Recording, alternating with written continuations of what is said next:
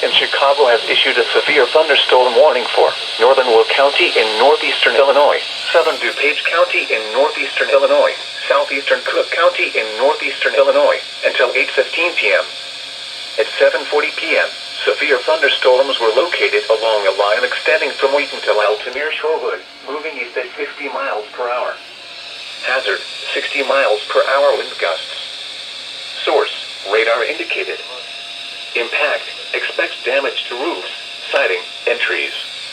Locations impacted include Chicago, Joliet, Naperville, Cicero, Hammond, Bolingbrook, Orland Park, Tinley Park, Oak Lawn, Berwyn, Wheaton, Oak Park, Downers Grove, Elmhurst, Lombard, Romeoville, Plainfield, Calumet City, Woodridge, Chicago Heights, West Town, Chicago Lawn, Englewood, Austin, and South Shore.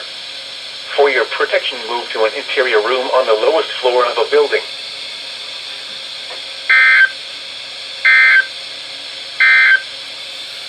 The following is a